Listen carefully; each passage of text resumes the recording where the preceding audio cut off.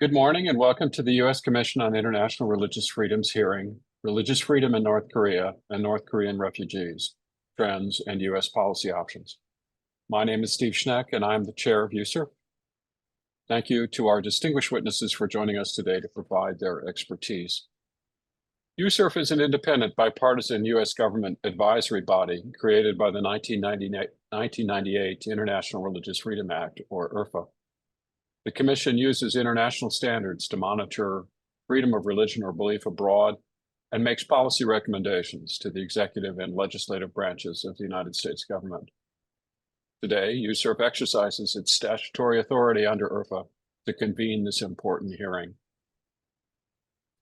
Unfortunately, the religious freedom situation remains incredibly poor in North Korea, as the government there continues to enforce some of the world's harshest religion policies in direct contravention of international human rights law.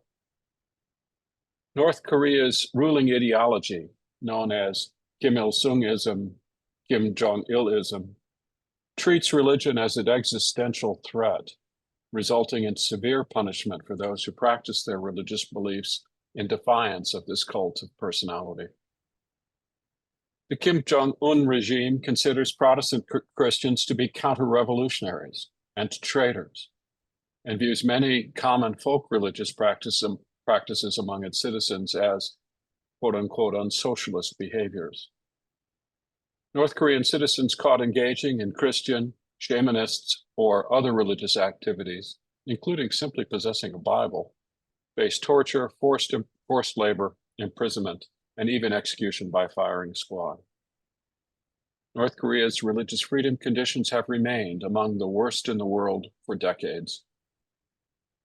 For nearly 25 years, USCIRF has recommended that the United States Department of State designate North Korea as a country of particular concern for engaging in or tolerating particularly severe violations of religious freedom.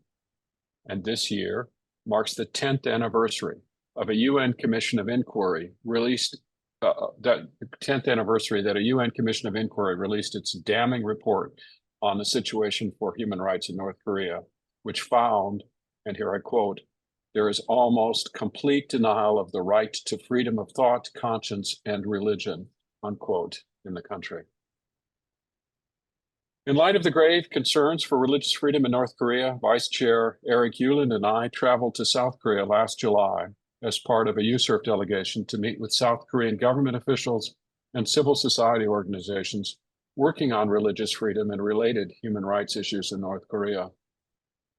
While obtaining new information about the situation inside North Korea has proven difficult in recent years due to a decrease in the number of North Korean refugees arriving to South Korea, government and civil society actors continue to welcome North Korean refugees, document their experience, and help integrate them into South Korean society, where for the first time in their lives, they can choose for themselves whether and how to practice religion without fear of persecution.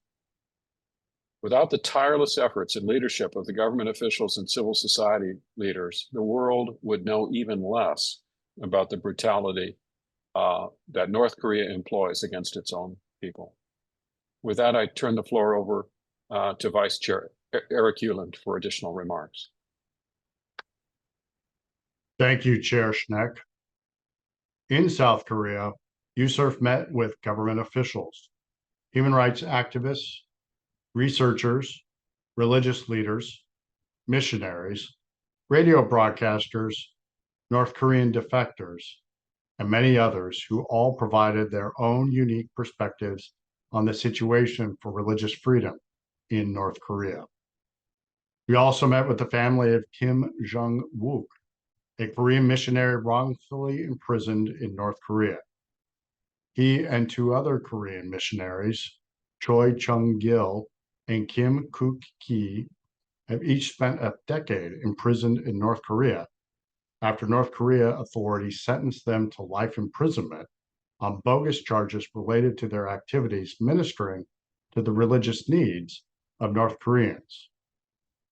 USCIRF also tracks on its Frank Wolf victims list other victims in North Korea, including Lee Soon-gil, Chang Man-sik, Zhu Guangho, Cheng Yongqiu, and Zhang Wenxi. For all these victims, I pause for a moment of silence.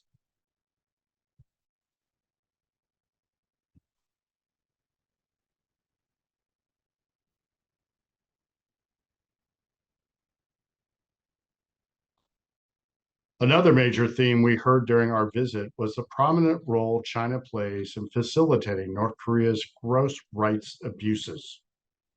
Chinese authorities have cracked down heavily on North Korean refugees who try to flee to Korea via Southeast Asian countries, including by using technology that allows for greater surveillance and tracking of North Koreans inside the country. China also continues to repatriate North Korean refugees despite the credible risk of persecution and torture upon their return home.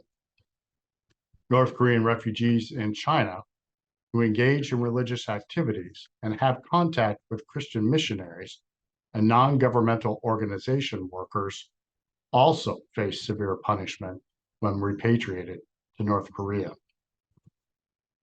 Our trip reinforced many of USCIRF's key recommendations on North Korea. First, North Korea's derogation of religious freedom and of rights in general cannot sit on the back burner for any U.S. administration.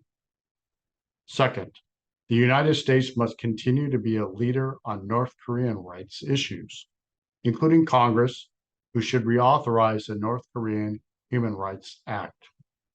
Reauthorizing this legislation would showcase to the world the continued commitment of the United States to make progress on rights in North Korea. Finally, the United States must continue to build an international coalition to seek accountability for North Korean abuses and press China to stop aiding and abetting these atrocities, including through coordinated multilateral sanctions. The structure of today's hearing will be divided into two parts. In our first panel, we will hear from Ambassador Julie Turner, the U.S. Special Envoy on North Korean human rights issues. Our second panel will then feature remarks from Hannah Song, Executive Director of the Database Center for North Korean Human Rights, Ethan Shin, Legal Analyst at the Transitional Justice Working Group, Joanna Hosaniak, Deputy Director General of Citizens Alliance for North Korean Human Rights, and Greg Scarlatu, Executive Director of the Committee for Human Rights in North Korea. We thank you all for being here, and Ambassador Turner, I now recognize you for your testimony. Thank you, Vice Chair Uland, and thank you, Chair Schneck, for inviting me to speak with you all today about issues of religious freedom in the Democratic People's Republic of Korea. As has been mentioned, I'm the Special Envoy for North Korean human rights issues. The DPRK is one of the most repressive environments in the world. The regime shows little regard for the human rights of its people, undermining rights, including the right to food, freedom of expression, and freedom of movement. The Kim regime prioritizes its own longevity over the well-being of its people, and perceived threats to the regime are not tolerated. Religious belief and practice are seen as direct threats to the regime's legitimacy and its control over the population. The United Nations 2014 Commission of Inquiry report, which has been mentioned, found that North Koreans are not able to practice the religion of their choosing. Testimony from individuals affirmed that in North Korea, the only ideology, the only religion that is allowed is the ideology of Kim Il-sung. NGO reports outline statements from survivors who experienced arbitrary arrest and detention, torture, cruel, inhuman, or degrading treatment, and denial of religious freedom in the DPRK. A defector who I had the opportunity to meet with earlier this year, who recently escaped from the DPRK, described the punishment her family faced for her grandmother's Buddhist beliefs. Her grandmother had been a longtime practitioner of Buddhism and was caught by authorities, and the family was forced to move from Pyongyang and sent to a remote coastal area.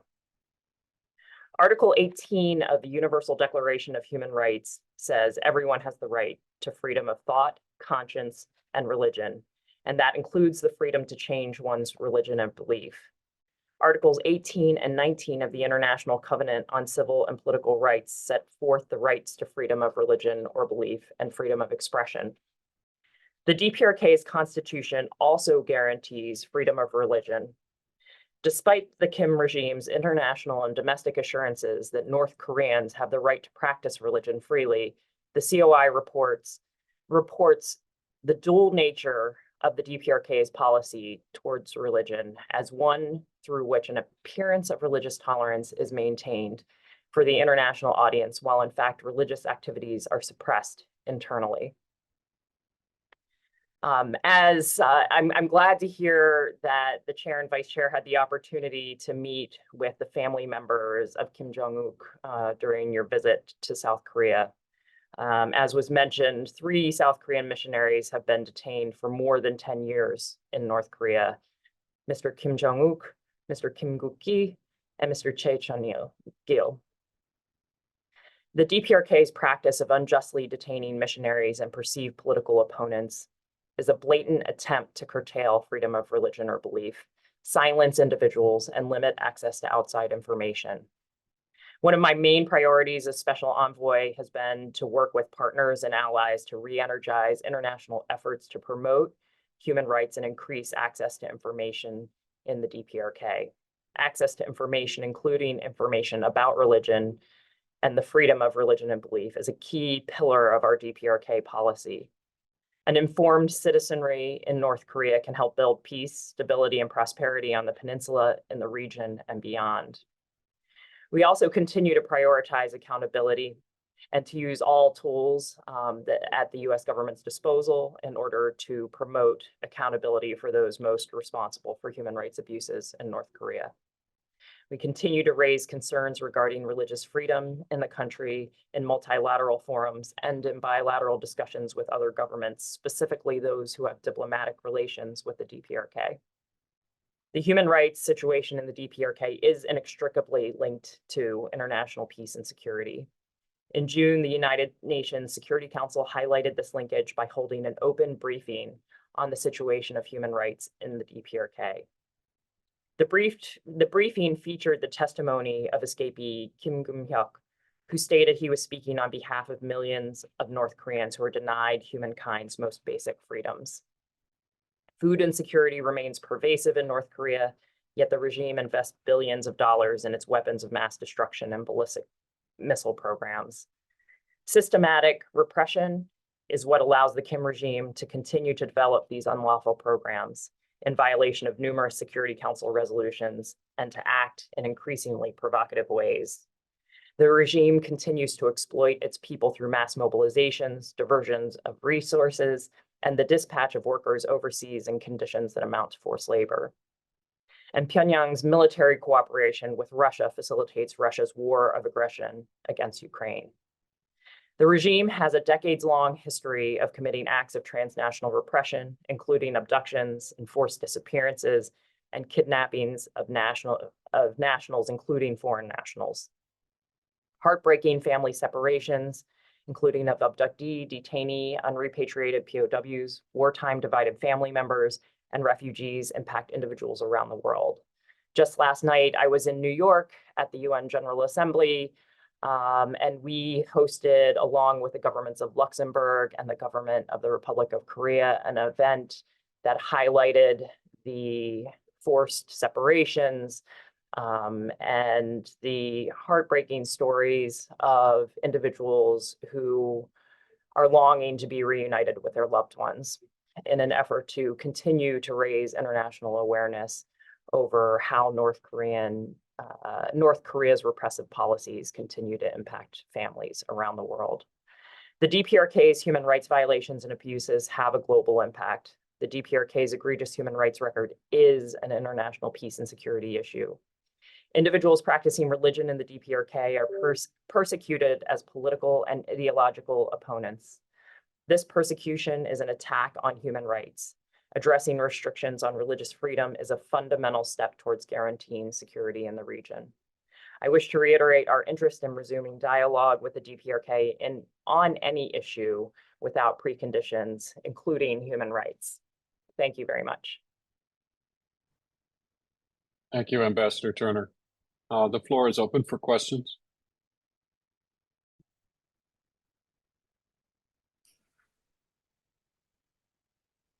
Can I? Asif Mahmood, can I? Thank you so much, Ambassador Turner, for playing the part you're playing. This is so important. And we know that not only this is the most repressive and oppressive and brutal regime, but also this is the regime where we have very little information. So my question is regarding that. Obviously, you are probably the most appropriate person to answer that. The violation of not only religious freedom and belief, but also basic human rights are being violated. How much of this information we have is either underreported or overreported, and how accurate we are? And have we made any progress in the last decade or so? And if not, what else we need to do to make our case better? Because world is in a very chaotic state, and these are the areas where human life and human well-being and liveliness is being affected brutally. I appreciate your time. Thank you. Thank you for the question. I think I'm going to tackle this a few different ways because there were a lot of questions in there. But I think to start, I will say the overall trajectory in North Korea in the broader human rights context has not been good. And I have said this a lot recently, but COVID-19 was the worst thing that could have happened to the North Korean people, but one of the best things that could have happened to the North Korean government, because it gave them an opportunity to seal the borders and to increase internal controls. And one of the things that we have been seeing in recent years is an increased level of repression on fundamental freedoms. And many of the new laws that have gone into place during the COVID period do target youth in particular. In addition to new laws, very draconian laws, we've also seen increased severity of punishments. And so there is a dramatic rise in public executions happening over the last year or two. And we've also seen teenagers being subjected to those very same punishments. Earlier this year, there were a number of teenagers that were sentenced to 12 years of hard labor in a prison camp for watching essentially a K-drama that many of us probably enjoy on the weekends on Netflix. But for them, that was has now resulted in them being sent to a labor camp. I don't want to frame this as all bad news, though, because I do want to recognize the hard work of civil society over the course of many decades, but particularly in the last year. And many of the panelists this morning are a part of that effort, who have done tireless work to continue to call governments out and to call upon governments to focus more attention on the dire human rights and humanitarian situation in North Korea. I think that there is a great amount of momentum within the civil society international community right now. We had a great audience, great turnout at the side event at the UN last night.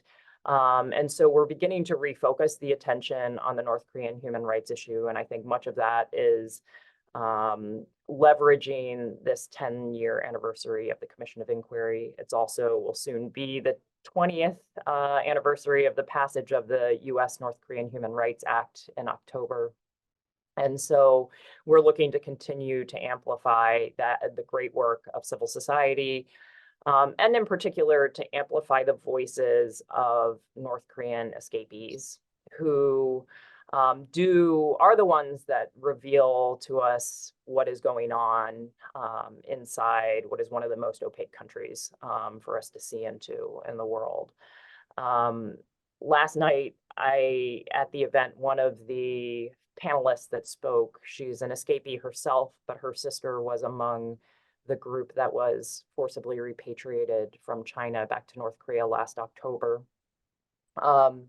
She said to me, "Thank you for helping give our small voice a platform." And I really want to encourage her not to think of her voice as a small voice, but as one that can be very loud and powerful and impactful. And that from the US government's perspective, and I hope from the Commission's perspective and the other civil society groups here, that we will all be amplifiers for those voices.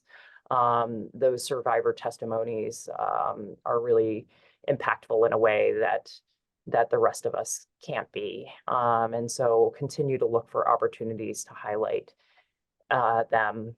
I think just in terms of broader trends of the kind of information that we have, it is getting increasingly difficult to get good and current information, which we need to take steps like sanctions or use other tools that we have. Part of that is because the border has been so sealed and fewer North Koreans are getting out. The number of defectors and escapees making their way to South Korea is up from what they were at their lowest point during COVID, but are still dramatically lower than what they were prior to COVID. And I'm not optimistic that those numbers are going to ever return to the same levels that they were.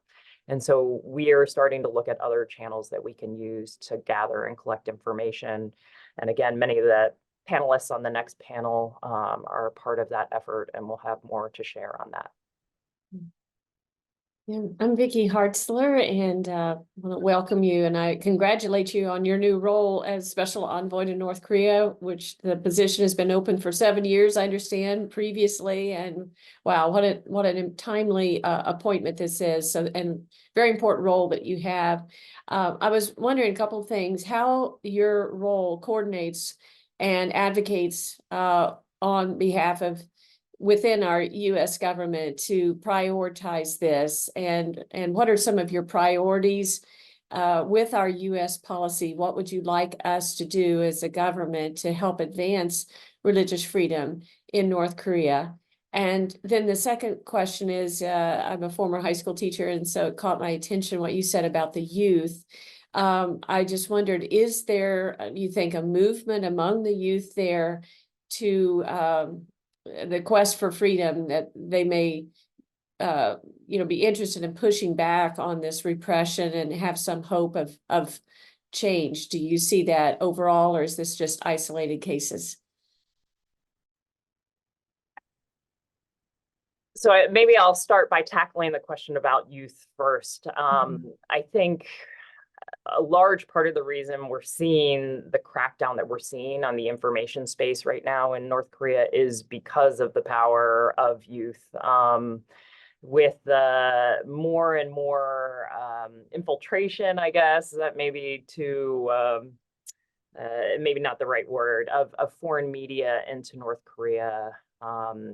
Young North Koreans were beginning to adopt South Korean slang words or more of a South Korean dialect. And in some ways, in some communities, it was a way to show social status that you were able to obtain these foreign media devices.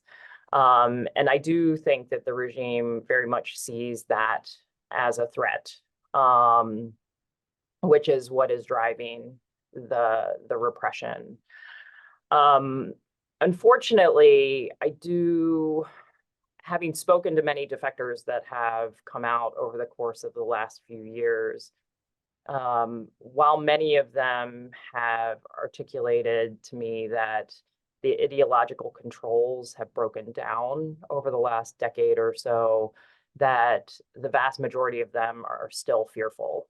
And so the likelihood of some sort of internal change might be quite low because of that fear.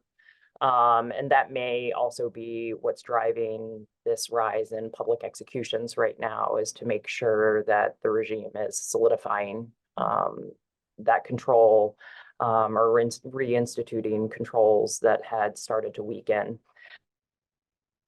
Gotcha. We've similarly, in addition to the elements of repression focused on foreign media, they've also reinstated the class system, the Songbun system, which had started to also, there were workarounds. People could buy their way into a different class within that system. But in the last year, the regime has taken steps to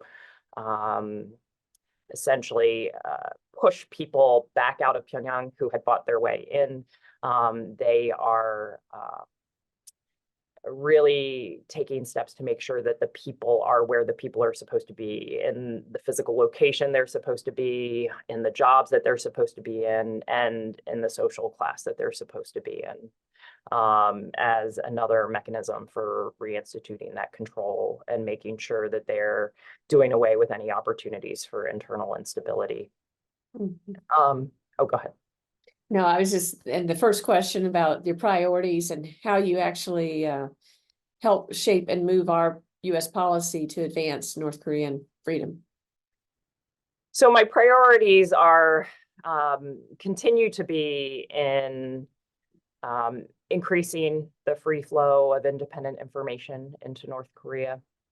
For many years, the U.S. government has funded programs through USAGM, our Radio Free Asia program, as well as our Voice of America program, as well as providing support to independent civil society organizations who either broadcast media in or create content that resonates more directly with the North Korean audience and send it in using different channels that exist in the border area.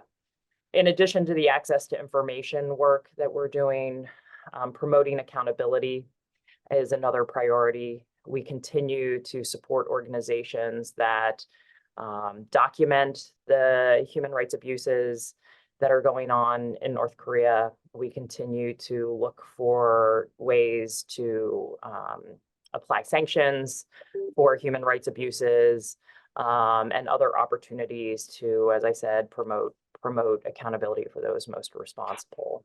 We're going to continue to work towards getting to the table with North Korea to talk about concrete ways that we can, that they could change the human rights situation in North Korea. But as of present, they do not want to talk to us. And so we continue to message very clearly that we are looking for things like the repeal or the reform of the anti-reactionary thought law, the Pyongyang dialect law, and the youth education reform law, as well as many other areas in which they could take action to improve human rights, including with respect to religious freedom. Thank you.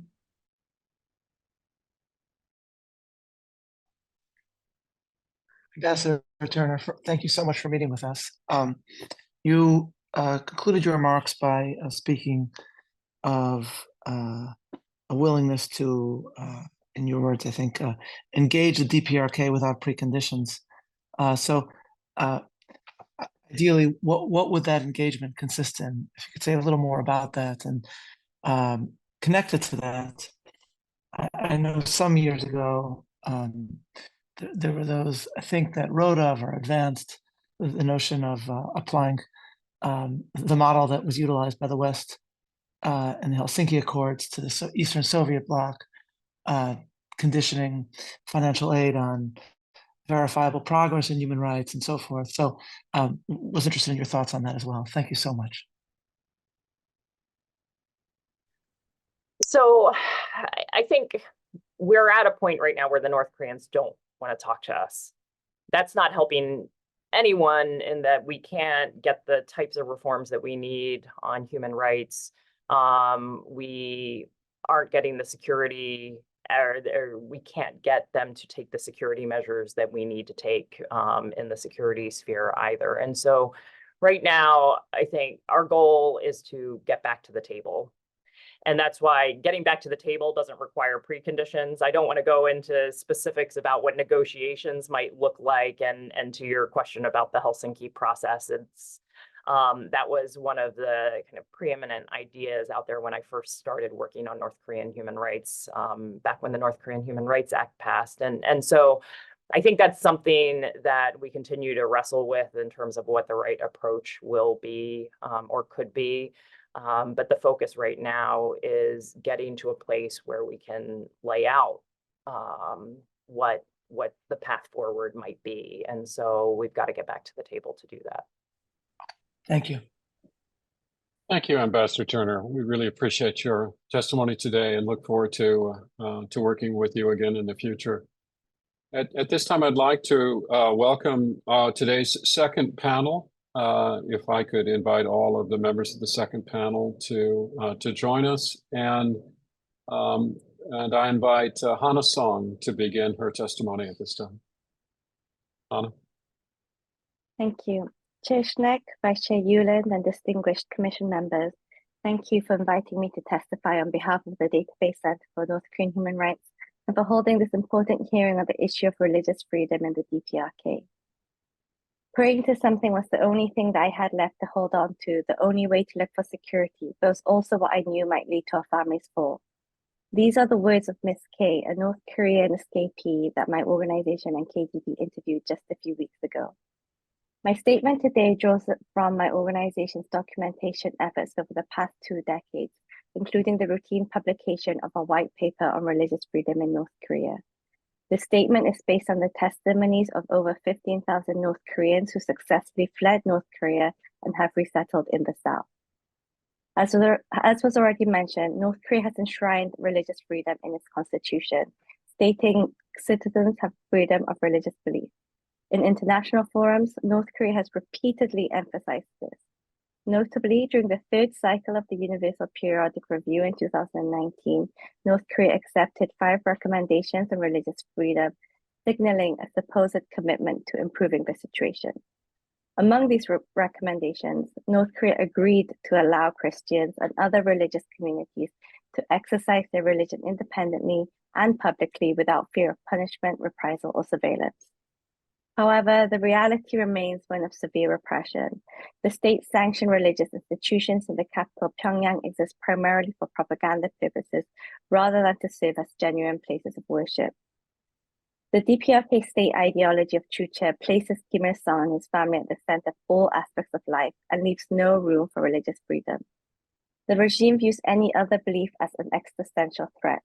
As a result, those who hold religious convictions, whether Christian, Buddhist, shamanist, or others, are brutally persecuted.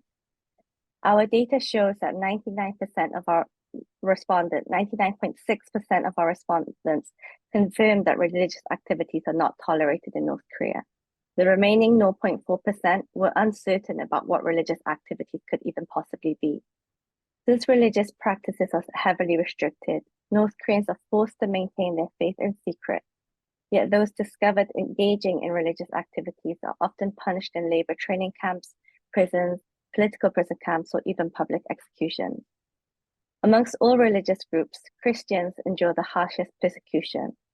The regime views Christianity as especially dangerous due to its perceived links to Western values and its potential to inspire underground resistance. As a result, believers must practice in extreme secrecy, knowing that discovery could lead to arrest, torture, imprisonment, or execution. Due to the systemic crackdown, there is a near eradication of organized religions like Christianity, and instead, escapees have reported sporadic practices of shamanism. In times of growing uncertainty and instability and isolation in North Korea, especially since the COVID-19 pandemic, more people like Ms. K that I mentioned earlier are turning to shamanism in search of stability and guidance. These practices offer a rare sense of connection beyond the rigid constraints of the regime's ideology, particularly during crises such as food shortages and economic difficulties that North Korea has faced, particularly more during the pandemic. However, even shamanism, the one thing for North Koreans to hold on to, is not safe to practice in North Korea. While shamanism is rooted in Korean cultural traditions, the regime classifies it as an anti-socialist act, fearing that it might inspire defiance, or loyalty to something other than the state. Consequently, those participating in shamanistic rituals face harsh consequences, with new laws such as the Reactionary Ideology and Cultural Rejection Act passed in 2020, which has added even stricter punishments, particularly if they are deemed to be propagating anti-socialist acts in opposition to the regime. As life in North Korea becomes more precarious, the paradox emerges. More people seek hope and control, yet the act of seeking the spiritual guidance puts them at even greater risk of state persecution. To give you a sense of the severity of the regime's crackdown on religion, even light acts like owning a Bible or meeting with a believer can result in severe punishment. As Ambassador Turner mentioned, since last year, hundreds of North Koreans have been forcibly repatriated from China, despite the known risks they face upon return. Upon crossing back into North Korea, one of the first questions they will be asked by authorities is whether they have met with a missionary during their time in China. This question is not merely a formality. The answer determines the severity of punishment they will endure. If an individual admits to or is found to have had contact with a missionary, particularly one affiliated with Christianity, they are often subject to the harshest forms of torture and imprisonment. For North Koreans forcibly returned from China, simply encountering a religious figure could mark them for life, turning an already dire situation into one of extreme suffering. The international community must urgently act to address these forced repatriations and the inhumane consequences awaiting those sent to North Korea. The systemic persecution of religious communities by the Kim regime constitutes a grave violation of human rights that amounts to crimes against humanity, and we must continue to speak out on behalf of those who cannot. In the history of documented human rights violations related to the DPRK, North Korea has never been more isolated. The extensive border closures imposed during and after the COVID-19 pandemic has made it nearly impossible for North Koreans to escape or for information to emerge from within the country, further obscuring the harsh realities on the ground. While the North Korean government continues to silence its people, the international community must hold the regime accountable for these egregious acts and work tirelessly to bring freedom to those suffering under this oppressive rule. Thank you again for the opportunity to appear before you today, and I look forward to your counsel and your questions. Thank you for your testimony, Ms. Song. I now invite Ethan Shin to deliver his testimony. Thank you. Chair Schneck, Vice Chair Uland, Commissioners Mahmoud Hessler and Soloveitchik. Thank you for inviting me to speak at today's hearing. 8 decades ago, North Korea was a place teeming with Christian and other religious activities. Pyongyang was then called the Jerusalem of the East. But the North Korean state's decades-long totalitarian persecution, which may be characterized as a genocide, turned it into barren land, stripped of fundamental religious freedom and other basic human rights. The hereditary personality cult in North Korea means that power is monopolized in the party, which in turn is monopolized by a deified Kim. Article 68 of the Socialist Constitution states that citizens have freedom of religious belief, but adds that religion must not be used as a pretext for drawing in foreign forces or for harming the state or social order, which can basically legitimize any state persecution. In legal terms, North Korea makes a clear distinction between religion, quote unquote, and superstition, quote unquote, on the other hand. While organized religion, including Christianity, is on paper entitled to constitutional protection, superstitious acts like fortune telling, quote unquote, are criminalized. But of course, in reality, religious, largely Christian activities are punished far more severely than the quote-unquote superstitious activities as a threat to the totalitarian rule. The Ministry of State Security, which acts as police, prosecutor, judge, jury, and executioner for political crimes, punishes people for having church meetings or possessing Bibles without any known legal basis. The North Korean refugees repatriated from China and Russia, as Hannah just mentioned, are punished much more severely if they had contacts with Christian missionaries.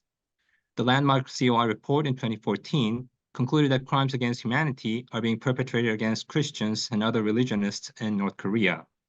It also noted that a quarter of the North Koreans had religious faiths in 1950, but the ratio had dropped to 0.16% by 2002.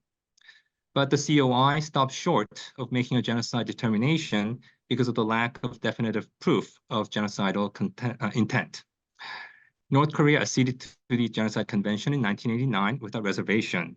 So other states parties to the Genocide Convention, in theory, can sue North Korea at the International Court of Justice.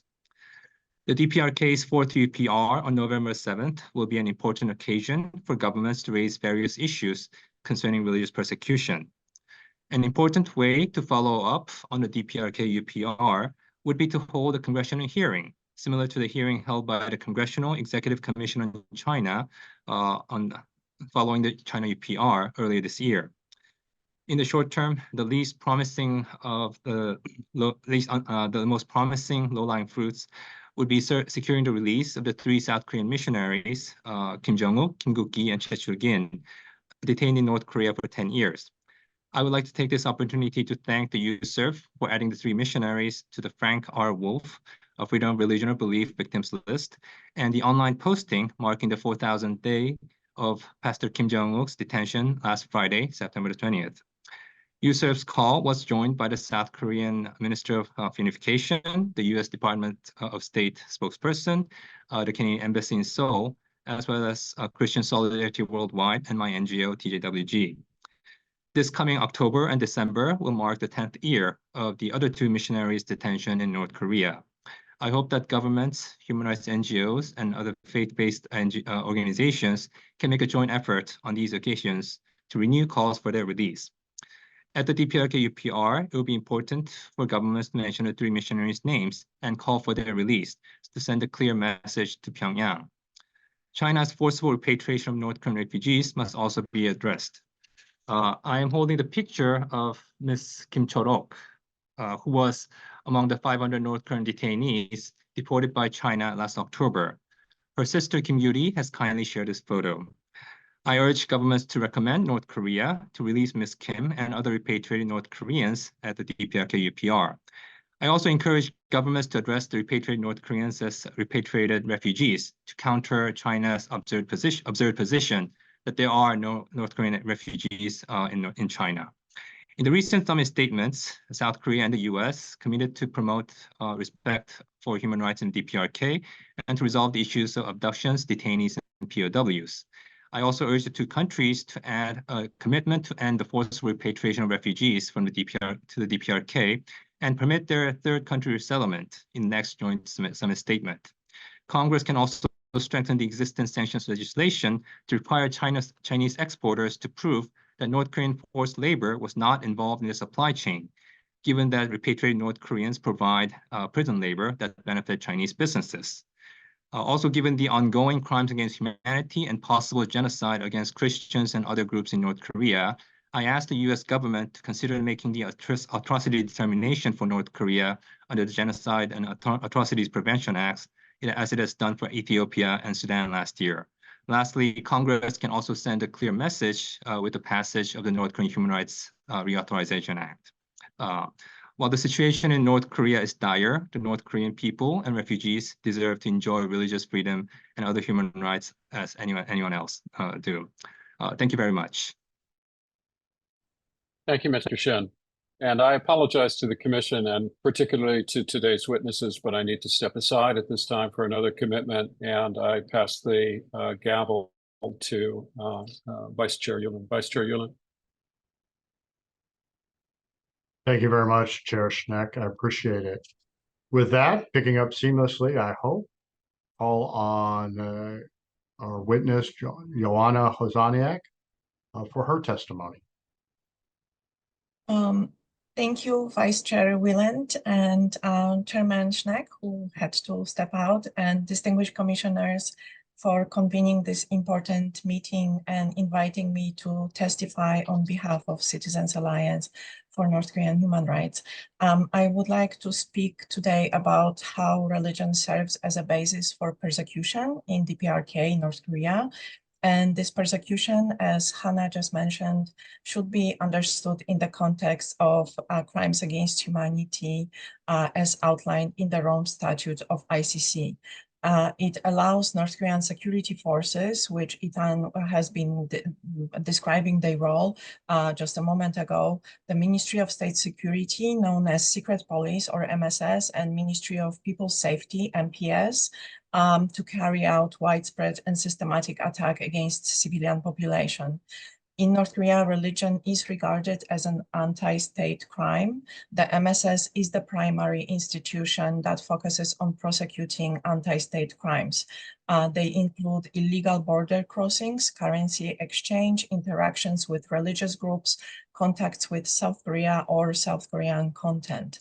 The police is tasked with monitoring of the population, including through maintaining detailed records on North Korean citizens, explicitly marking their Songbun class, which is a socio-political caste system that is used to discriminate against those that are classified as hostile to the system.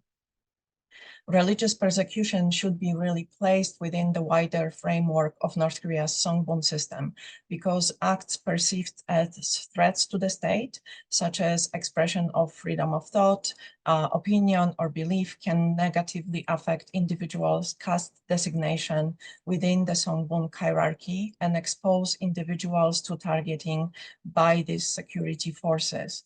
A significant factor related to religious persecution in North Korea is the role of Chinese government. Most interactions between North Korean individuals and religious groups occur in China. These religious workers are often the primary source of assistance to the North Korean refugees. We have observed a very high degree of coordination between Chinese and North Korean authorities and their security forces.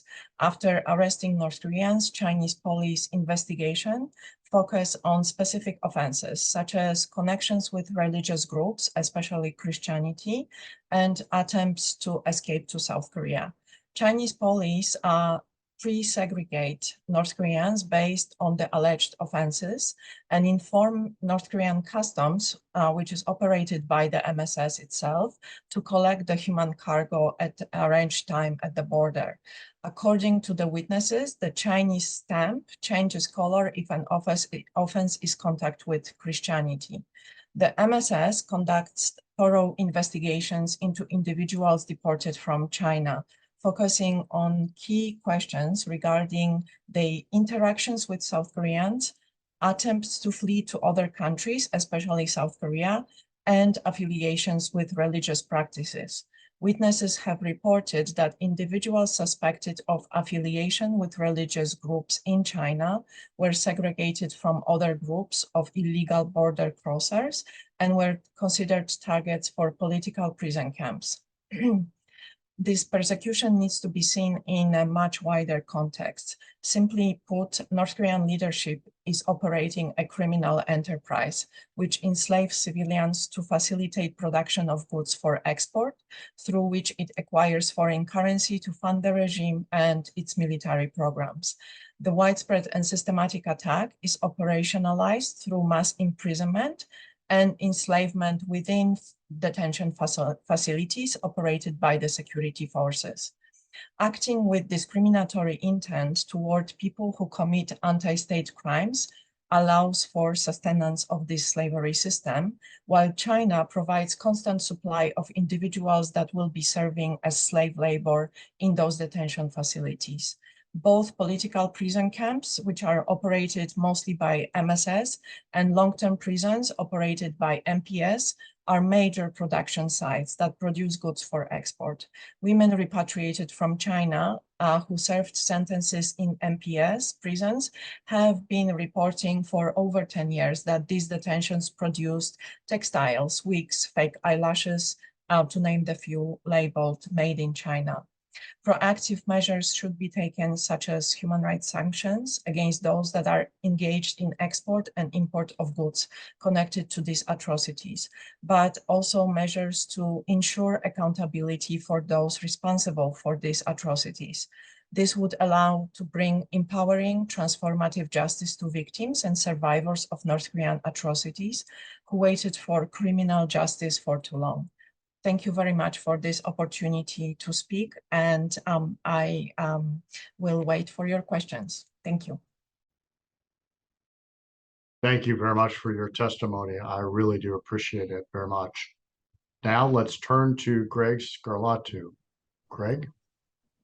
Thank you, sir. And I would like to begin by thanking the distinguished commissioners for this invitation, our USCIRF colleagues for their good and hard work putting together this hearing. It is a pleasure to be testifying next to Ambassador Turner and my dear friends representing South Korean civil society. Please allow me to begin with a Kim Il-sung quote. Religion is a form of superstition. Whether you believe in Jesus or Buddhism, you are by nature a superstitious person. Why does the Kim regime fear and resent Christianity so much? The answer lies in the nature of the regime. Kim Jong-un sits at the top of a post-communist, post-industrial kleptocratic dynasty. The Kim family regime is a criminal organization masquerading as a sovereign state. This is a regime that holds absolute monopoly on political power through oppression unparalleled in the contemporary world, indoctrination, information control, a policy of human rights denial, and prioritizing its apocalyptic weapons program over the human rights, welfare, and human security of its citizens. Any religious belief, and Christianity in particular, as well as, of course, South Korea, constitute the only challenges to the Kim regime's absolute monopoly on power. Christianity offers an alternative way of life that delegitimizes tyranny and transcends oppression. Despite mortal danger and overwhelming coercion, control, surveillance, and punishment, underground churches have been growing in North Korea with the help of outside missionaries and churches. Public discourse and advocacy on North Korea have been focusing on markets and information, and these are true agents of change. Yet there is one more agent of change in North Korea, and that is the growing underground church of North Korea. Under the tyranny of the Kim Jong-un regime, there is no civil society and no hope for a nascent civil society in the absence of dramatic change. Underground Christian churches in particular provide the only hope for the advent of civil society in North Korea. Our colleague Joanna is with us today, perhaps playing a similar role to that of Lech Wałęsa's Solidarity in Poland in the 1980s. Sending in information from the outside world and supporting the underground church of North Korea will be the best international civil society and like-minded democracies can do to empower the people of North Korea and enact peaceful transformation from within. In order to promote religious freedom in North Korea, an approach to North Korean policy featuring human rights issues more prominently will be needed, in addition to highlighting other critical issues, such as North Korea's nuclear weapons, ballistic missiles, and its exportation of instability and violence to the Middle East and the Ukrainian front through arms and ammunition sales to Iran and its terrorist proxies, as well as Russia. To procure the hard currency needed to develop its nuclear missile programs, the North Korean regime oppresses and exploits its people at home and abroad. The very nature of a regime armed with nuclear weapons that commits crimes against humanity is a threat to regional and international peace and security. There is a direct connection between North Korea's human rights violations and the threats it poses to international peace and security, and thus the human rights security nexus must be emphasized. A strategy promoting human rights in North Korea must involve our own government, allies, the South Korean government in particular, other like-minded UN democratic member states, the private sector, in particular IT companies and artificial intelligence companies, and international society, including groups such as ourselves from the United States, from South Korea, from Japan, and EU member states, civil society groups that can generate content, information, and analysis critical to understanding and influencing North Korea's human rights and information environment. Finally, speaking about information campaigns must be re-energized.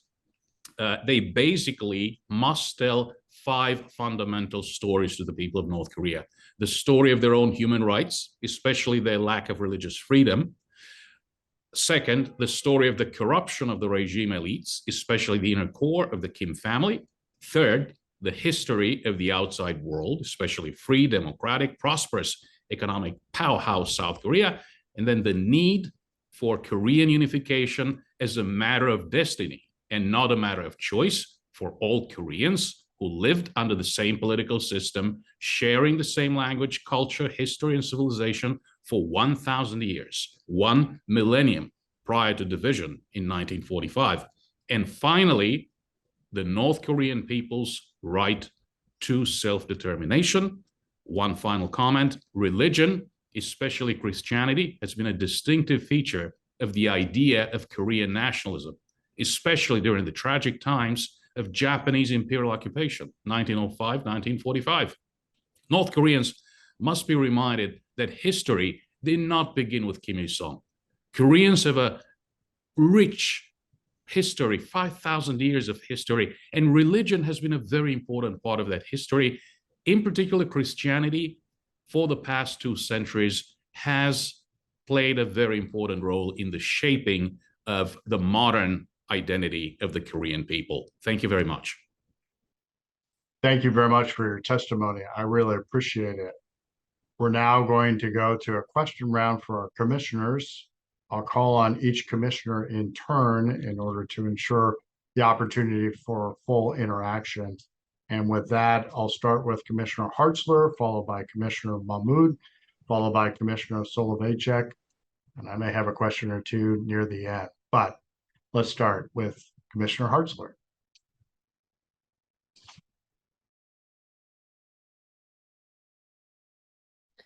Thank you very much, Vice Chair Yuland, and thank you all for your testimonies. I have so many questions for all of you, but there's not enough time, so just kind of want to hone down on a couple here. To Ethan Shin, I guess I'd like to start with you. That the South Korean missionaries and churches I know have played an instrumental role in assisting the North Korean refugees and ministering to their religious needs as they escape from North Korea or from China. Are the missionaries still able to provide this crucial assistance? And if not, what happened? Commissioner Hartzler, thank you for that excellent question.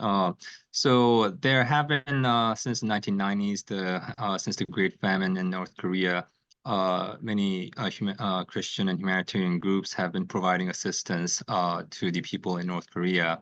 Unfortunately, as you know, during the pandemic, North Korea was actually one of the first countries in the world to shut down its border, and it clearly the pandemic has clearly passed, but the North Korean government has been very slow in allowing in the foreigners, including the humanitarian and religious workers. So at this point, we haven't really seen that kind of active return of the religious humanitarian providers, service providers. But I also want to note that many of these religious groups, when they do provide this kind of humanitarian services, they are strictly forbidden to do any kind of missionary work, and that they really have to stick to the very rigid rules that the North Korean government imposes on them. Thank you.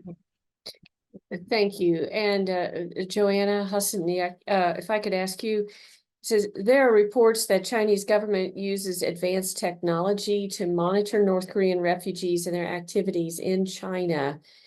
And as you have mentioned, they detain and they repatriate the refugees who receive severe punishment. Could you explain how the Chinese government works with North Korea to target these refugees, particularly with their ties to Christianity? How is technology used in this process?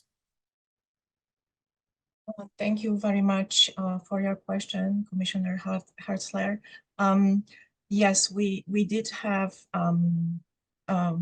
several testimonies that where witnesses told us about usage of especially facial recognition in China as a matter to track down not only the refugees, but also those that are helping them. And as I mentioned, because many of the groups in the past were religious groups, especially that were helping North Korean refugees in China, this technology serves to map out who is in the network to really arrest them. And there have been in the past, for example, awards to report on people, not only on refugees, but also those that are helping North Korean refugees. I think with the use of technology, it has only strengthened. And so it will be much more difficult to provide assistance to the North Korean refugees, especially.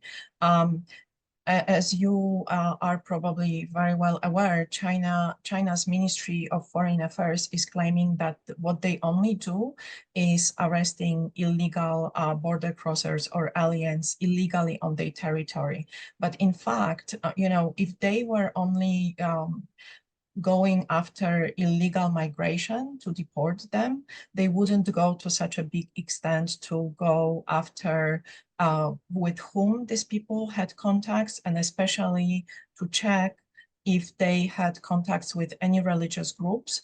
Who are these religious groups that are helping these refugees, and also whether they were trying to escape to South Korea. This is an information that serves North Korea to really persecute these people and put them in detention. And China has business here because the Chinese companies are linked to these detentions.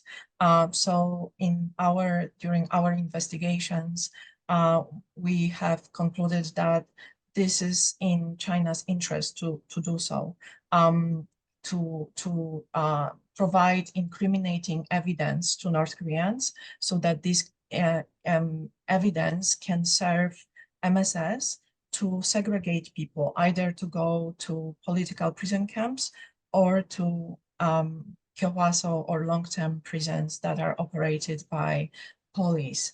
Both of these detentions are linked to either China or Russia in terms of, for example, political prison camps, export minerals and coal, and as I mentioned, police detentions export other goods that are linked to Chinese businesses. This is all very much coordinated, I would say, state human trafficking between two states that are serving purpose of exploitation and are fueling the slavery in North Korea. Yes, your testimony was very interesting to me and sobering as well, revealing all of the linkage with the slave labor that is really going on and the specific products that are being made by these prisoners who are mostly probably Christians, that is being labeled made in China, whether it be textiles or the fake eyelashes that women buy in America and other things. Is there any way to determine, as an American consumer, that it actually is coming from North Korea when you buy products rather than China? There is not right now a way to kind of determine this unless you are doing very deep investigation. So, for example, and we will be giving some more evidence in few weeks to you as well. But some of the type of this production really points to the production that was done by prisoners in North Korea. You can also track some companies that are linked to North Korean companies. This is very intensive work, intensive investigation, as you might say. But I think the problem is that a lot of companies are aware of this. A lot of companies are not doing their due diligence. And I think that for for US consumers to be really sure that the goods they are buying are not done using, crimes against humanity that are attached to the supply chain, is to strengthen really also monitoring within the US, especially monitoring done by CBP. We are also thinking that a lot of companies are not doing really due diligence. They are outsourcing production to China and not checking comfortably where this production is going to further. So I think there is really a need of concerted efforts to talk to Asian countries, to South Korea, for example, to strengthen the monitoring, to enact legislation that would prevent something like that. And it needs coordinated efforts, not only of the US, but really, EU, who has recently also enacted law on prohibition of import of such products, etc., to really stop this and put diplomatic pressure not only on North Korea, but also on China. Very good. Thank you very much. I yield back, Mr. Vice Chair. Thank you, Commissioner. Very much appreciate it. Commissioner Mahmood? Thank you so much. Thank you, each and every one of you, for giving us this great testimonies, and also your godly work for basic and fundamental human right, religious freedom of religion, freedom of belief, and freedom of thought. This really helps a lot. I'm going to put my couple of angles of question right in one. We know that religious expression is either a crime or banned in North Korea, and we still know that there's a significant, vibrant, maybe not vibrant, but still pretty alive Christian community there. Also, there is also Buddhist community, but most of effects are coming on Christian. So my question is, people who are there and who express them as Christians and try to practice their religion, what kind of restrictions they have, what kind of information we have on their practice, and what are the limits? And second part of question is, in last 10 or 20 years, how the Christian population has decreased or stayed same, or what has happened to that, and how is it directly related to the regime's oppression on them, whether it is they are being converted, or they've been oppressed in the country, or they're being kicked out of the country. I know not many of them are letting them go out of the country. And other part of that is that when we talk about having continue the stuff on to press North Korea, I don't think so there is a much social, other than some NGOs or voluntary organizations, government to government cooperation between North Korea, either a social program, either an economic program, either a military program. Actually, I think the mediation is to zero. So what US government can, what can we advise them, what else they can do to express them more, or to push them more to respect at least basic fundamental right? Anybody who feels more comfortable answering this question can pick it up. I don't know who will be the more appropriate, or multiple people can answer that. Thank you. I put 2-3 questions in one. Thank you. Thank you. And maybe we start a little bit with Hannah Song, especially when it comes to knowing all your reporting, this question about what's actually happening to Christians in North Korea. Yes, thank you, Vice Chair Yulin, and thank you, Commissioner Mahmood, for your great questions.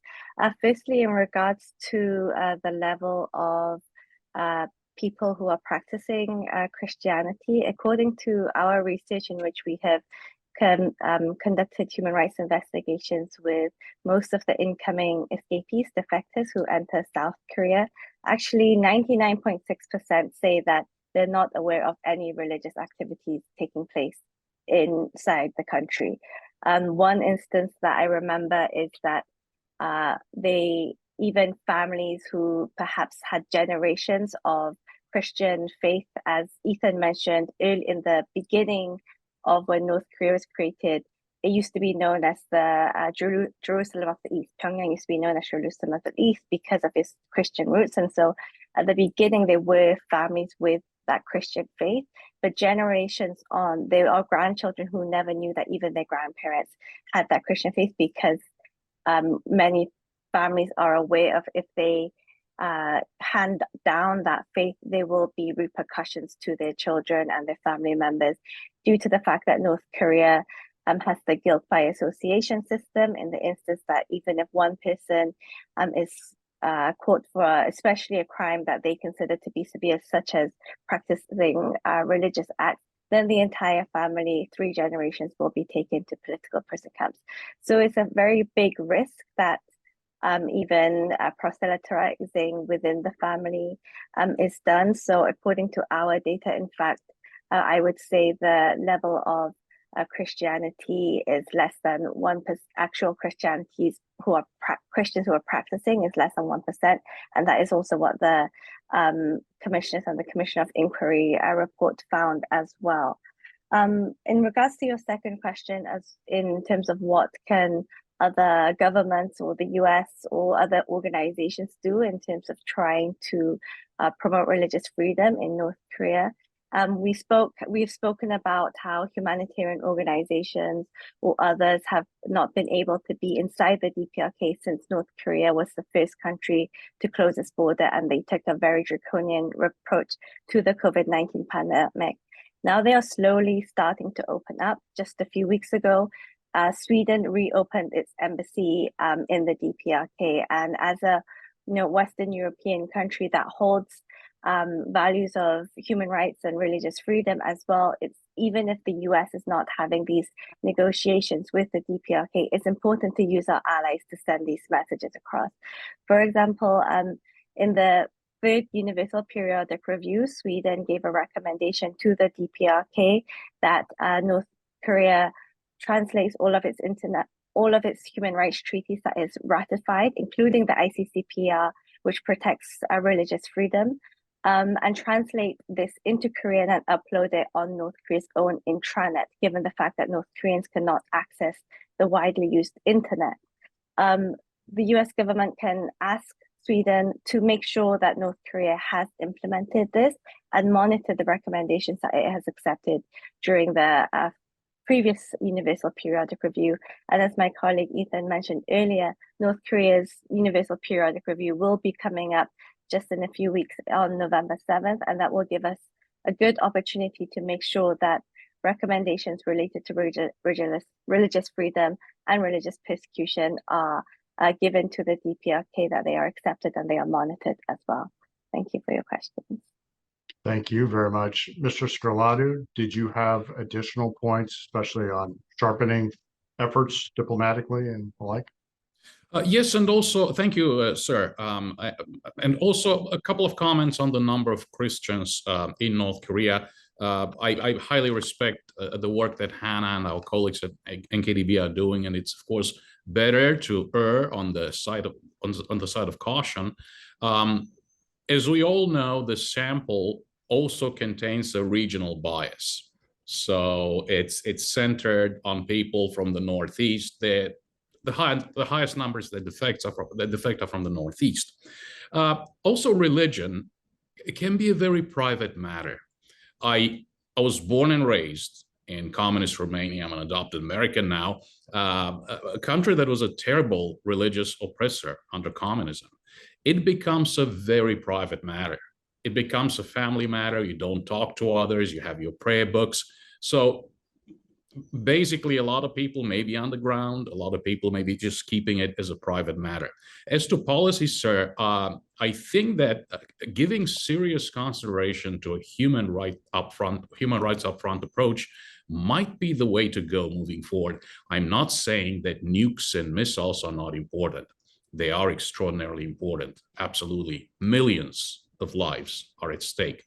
And on the other hand, all of us gathered together today, these representatives of civil society, have been trying to elevate the importance of human rights, including especially religious freedom, within the set of issues, within the spectrum of issues that we're addressing in our North Korea policy. So human rights up front. Thank you very much appreciated. And Commissioner Mahmood, thank you for your questions. Commissioner Soloveichik. Just a very simple question. Thank you, Vice Chair. It's a very simple question, just as a follow-up to all that's come before. We've heard very eloquently from the witnesses about impacting and strengthening the faith communities in North Korea, helping them to endure through various means. We've also heard about helping refugees. And then Ms. Song, right at the conclusion of your answer to Commissioner Mahmood, you discussed utilizing representatives of Western countries back in North Korea to advance religious freedom. In a more targeted way, is there some way that specific prisoners of conscience might be helped? That United States policy can help them, or United States allies? In other words, the discussion has been largely much more broad, which is of course understandable. Is there something targeted that could be done to help even just specific prisoners of conscience or prisoners of faith in North Korea at the moment? I'm interested in really answers from any of our esteemed witnesses. Thank you. Who would like to begin? Ethan? Mr. Shin? Sure. Thank you, Commissioner Soloveichik, for this very important question. So I guess the policy options when it comes to North Korea are limited, but at the same time, we have some information smuggled out, or in some cases, like with the examples of the South Korean missionaries, the North Korean state media would actually publicly announce the fact that they have detained these people. So I guess it's really important that when we do obtain this kind of information, that we both at this kind of individual level, that we call for their release or return. And that, again, that's why I think the fact that the USCIRF added the 3 South Korean missionaries last week to the victims list was very significant. And we have also been asking the International Religious Freedom of Belief Alliance to do the same for the 3 South Korean missionaries. And I think that some similar efforts can be made with respect to other religious prisoners of conscience that we come across. And as Hannah mentioned, the Western diplomats, some countries like the Sweden, the UK, and Germany are returning to Pyongyang. But even now, the North Koreans do maintain embassies in London, Stockholm, and Berlin. So I think these are some of the diplomatic channels that we can really utilize to send messages to the North Korean government that the international community cares. And from our experience, even though the North Korean government will never admit that they have have violated religious freedom by imprisoning them, it is more likely to lead to better treatment and even possibly release. Thank you. Yeah. Thank you. Ms. Hozaniak and then Mr. Scalado.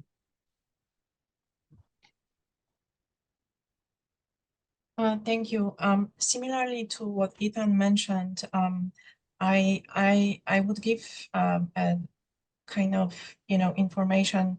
When our organization is the oldest that was established here in Seoul, and where first wave of North Korean refugees was escaping to China and even to Russia at that time. And they were arrested. And there was a group that was arrested in Russia and was deported to North Korea. At that time, our organization asked US, and there was an enormous pressure, both from Congress, from the US government, and this was coordinated pressure together with the UN, continuously every year asking for the detailed information, the well-being and whereabouts of these people. All of them were sent actually to political prison camp. However, majority of them survived, and believe it or not, many years after, we were able to actually meet some of them when they escaped, and they said that they were able to survive, some of them, just because of this international pressure. So I would say that the kind of, methods that Ethan mentioned it should be considered and should be used quite often, especially when we know the names of these people. Thank you very much. Mr. Scalado? Thank you, sir. I think perhaps moving forward, some important agents of engagement could be religious leaders, whether Buddhist, Christian, whether of any other faith. One can remember, for example, that the Graham family has had a very strong connection with North Korea. Mrs. Ruth Graham went to high school in Pyongyang in the 1930s, and the late Billy Graham visited in 1992 and 1994. Now, of course, these were the times of Kim Il-sung. Perhaps those were different times. But I think that moving forward, we do have to tighten cooperation among government, NGOs, and religious organizations. Perhaps one final point, even in other difficult contexts, it is, well, hard to get lists of names of political prisoners. In North Korea, this is one of the greatest challenges, actually having names, acquiring knowledge about those prisoners of conscience. So it's on our shoulders as human rights CSOs to acquire that information, I think. Thank you very Thank you. much. Thank you. I didn't know, Ms. Song, if you had a thought as well. Yes, I'd like to just echo my colleagues' statements in obviously using all the measures possible. And I think it's also important to note that North Korea will acknowledge these detainees, these persons, as prisoners of conscience, or even having for them violated freedom of religion or expression. They're being sentenced for anti-state crimes, treasonous crimes. And so to be aware of how North Korea is framing the way that they are detaining these missionaries or refugees, I think is important. And when possible, to be as specific as possible, using both open channels such as international platforms such as Universal Periodic Review, but as well as using quiet diplomacy will have an impact, especially on their family members as well. Thank you. Thank you very much. This has been a great hearing on a terrible topic, the horrible mistreatment of people of faith in North Korea over multiple decades, and the incredible difficulties so many North Koreans face in attempting to practice their faith or share their faith with others in North Korea. The testimony today from our witnesses, the ambassador, as well as representatives of civil society, I think have been incredibly informative to all of us, and certainly the work that USCIRF does when it comes to North Korea. As the chairman mentioned in his opening statement, we've had an opportunity to visit South Korea earlier this summer, the first time in many years for USCIRF. And our work and our spotlight on the depredations and abuses in North Korea is reinforced by the information and certainly some of the guidance you provided in today's conversation with commissioners. I very much appreciate everybody's time with us today and your participation. For those watching this hearing, please visit www.uscirf.gov, not just for a replay of this hearing, but also to review our work and our efforts on behalf of those imprisoned in North Korea on our Frank Wolf victims list, as well as our reporting and spotlight on the challenges to religious freedom in North Korea. On behalf of the U.S. Commission on International Religious Freedom and my fellow commissioners, thank you very much for watching. We very much appreciate it, and we look forward to seeing you again soon.